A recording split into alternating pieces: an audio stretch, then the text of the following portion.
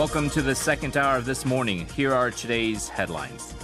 The Seoul Central District Court has dismissed the second damage compensation suit filed by Japan's wartime sexual slavery victims and their bereaved families. Judge Min Seok-cheol reasoned that diplomatic collision is inevitable in the process of ruling on the case and levying compulsory execution. The Ministry of Gender Equality and Family reiterated its commitment to supporting the victims and restoring their honor and dignity regardless of the verdict, as well as raising awareness of Japan's attempt to distort the comfort women-related history and broadening international consensus. President Moon Jae-in offered his condolences to a nursing assistant diagnosed with acute disseminated encephalomyelitis after receiving a COVID-19 vaccine and called on relevant officials to visit her in person to lessen her difficulties.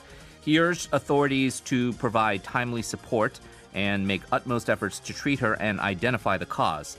A man who identified himself as the nursing assistant's husband posted an online petition Tuesday saying his wife developed the condition 19 days after vaccination, which requires half a year to a year of treatment and rehabilitation.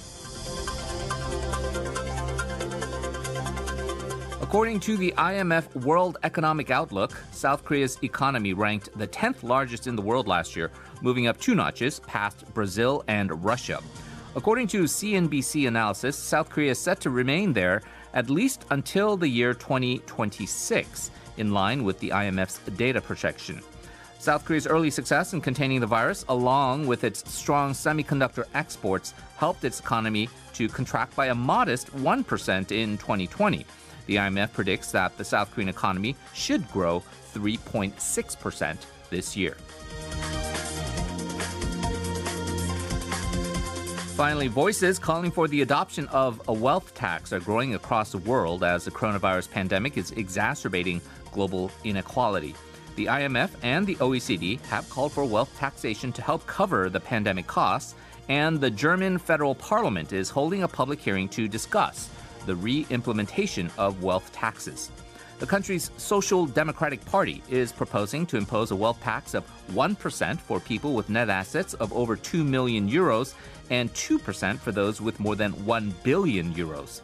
Experts were of the opinion that the relaunch of wealth taxation is feasible from a legal perspective, but differed on whether it would be economically meaningful. And you can listen to these headlines once again on our YouTube channel by searching TBS EFM.